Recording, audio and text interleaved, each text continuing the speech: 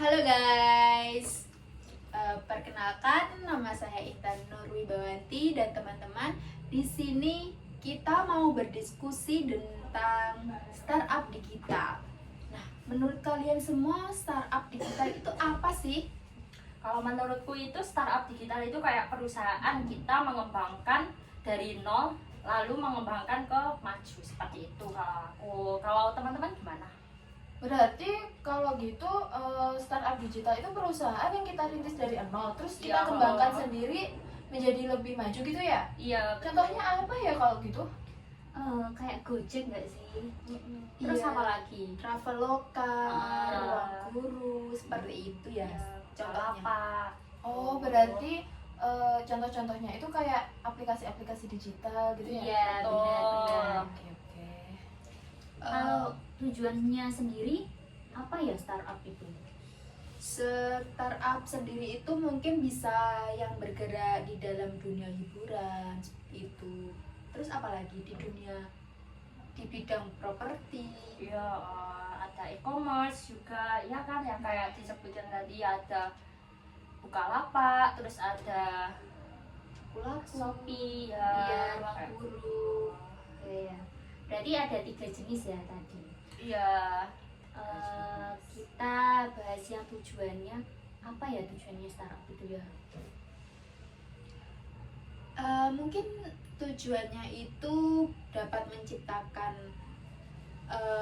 meningkatkan efisiensi atau memberikan nilai-nilai tambah bagi konsumen sendiri. Mungkin itu, apalagi ya tujuannya itu. Kalau kamu tujuannya apa startup itu? Mungkin bisa menjangkau pasar yang lebih luas sih, meningkatkan skala operasi tanpa harus meningkatkan biaya secara proporsional. Kalau yang lainnya gimana? Jadi kayak mengembangkan dari tradisional ke maju gitu ya. Iya, Kita bisa. meningkatkan itunya. Oke. Mungkin ini diketik dulu kali ya, Iya. biar kita nggak lupa.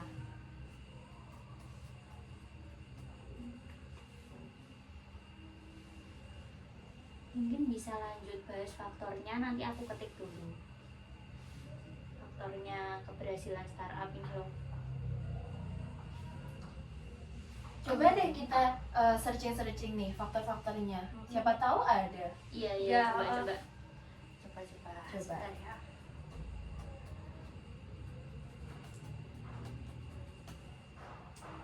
Faktornya ada 2 ya kita, keberhasilan sama kegagalan.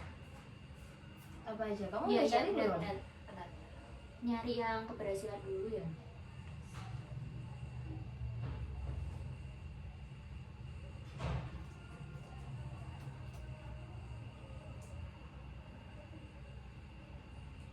Itu ada.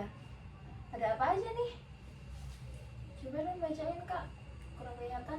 Nah, di sini ada faktor keberhasilannya ada 3. Nah, itu ada tentang kolaborasi dengan perusahaan besar. Nah, startup ini bisa kolaborasi dengan perusahaan besar, itu bisa menyebabkan faktor keberhasilan. Jadi, itu ya faktor keberhasilan yang pertama. Lalu yang kedua ada peluncuran di waktu yang tepat. Udah ditulis apa belum? Sudah. Udah, oke. Terus yang ketiga ada apa ya ini? Kemampuan tim startup untuk mengeksekusi strategi. Jadi kita bisa mengatur strateginya itu bagaimana untuk kedepannya biar berkembang. Terus apa faktor kegagalannya apa ini? Mungkin faktor kegagalannya itu pengeluaran yang terlalu tinggi. Iya Oh, benar. gitu ya. Sama kompetisinya yang terlalu ketat juga ya. Terus apa lagi? Guys? Pasarnya itu belum siap untuk menerima produk-produk atau layanan yang ditawarkan. Tawarkan. Oh Gitu. iya oke. Berarti kalau dari faktor keberhasilan itu biasanya perusahaan lebih cenderung mudah untuk berkolaborasi dengan pasar-pasar atau perusahaan-perusahaan besar sama pemerintah ya. Betul. Terus kalau faktor kegagalannya itu kadang nggak diterima dalam pasar atau gimana memasarkannya? Mungkin kayak pengeluarannya itu terlalu tinggi, jadi apa ya, membuat Membuat gagal kita karena pemasukan dan pengeluaran Ah. itu tidak stabil. Iya, benar. Jadi kita bisa Oke, selanjutnya tahapan pendanaan kali ya. Iya. Coba kita lihat di internet, Vi, apa sih tahapan pendanaan startup itu? benar. Ini pendanaan.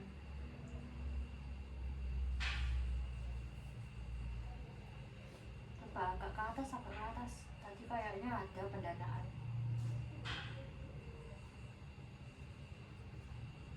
Ini tahapan-tahapannya. Iya, tahapan. Oh, berarti kita tahapannya itu mulai dari pendiri startup seringkali menggunakan dana pribadi ya. Iya. Oh, Jadi kalau pendanaan startup itu tidak hanya menggunakan kayak dijelasin tadi kan kayak perusahaan besar. Nah, tidak hanya menggunakan dengan membantu dengan perusahaan besar, tetapi kita bisa menggunakan dana kita pribadi.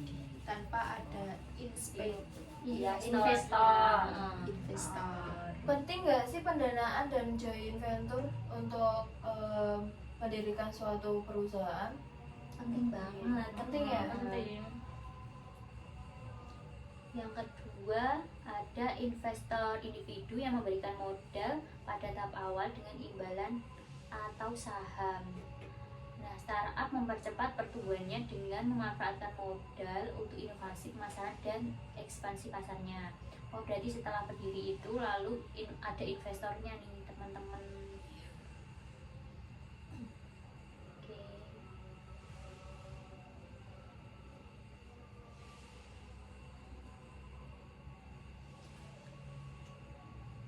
Mungkin tahap selanjutnya itu bisa startup yang sudah menunjukkan potensinya itu untuk bertumbuh yang signifikan, akan menarik perhatian venture capital atau apa ya, kayak orang apa, venture capital itulah pokoknya. Terus startup itu bisa mempercepat pertumbuhannya dengan memanfaatkan modal untuk inovasi pemasarannya sendiri, seperti itu. Oke. Jadi kita pakai investor ya pada waktu ini venture. Oke. Kalau ini kan ada crowdfunding. Nah, artinya kan startup dengan mengumpulkan dana dari publik itu gimana sih menurut kalian? Mungkin dananya itu bisa lewat kayak publik, kayak siapa yang mau join, seperti itu. Siapa yang mau investor ke Oh, ini, gitu. berarti perusahaan tersebut menarik investor luar untuk ikut menjadi investor di perusahaannya untuk menambah income gitu ya. Iya, Iya. betul. Nah, kayak yang terakhir ini kan perusahaan membuka sahamnya kepada publik. Nah, kayak yang dijelaskan tadi ya. Oke. Nah, contohnya teman-teman ada Gojek dan JDID itu bermitra dengan JDID dan Gojek itu bermitra untuk memanfaatkan jaringan Gojeknya dalam mendistribusikan produk e-commerce. Jadi mereka kolaborasi itu juga bisa. Berarti kayak yang awal tadi kan kita udah bahas tentang mereka bisa berkolaborasi, tentang Gojek, tentang perusahaan-perusahaan yang ada di startup. Berarti mereka itu hampir sama, namun cuma berbeda dan bekerja sama, Iya. gitu ya. Iya. Iya. Pengelolaannya. Jadi bisa saling menguntungkan juga sih. Sudah cukup untuk diskusinya kita. Sepertinya juga. Oke. Mungkin cukup sekian diskusi kita pada hari ini. See you next time. Bye. Mas.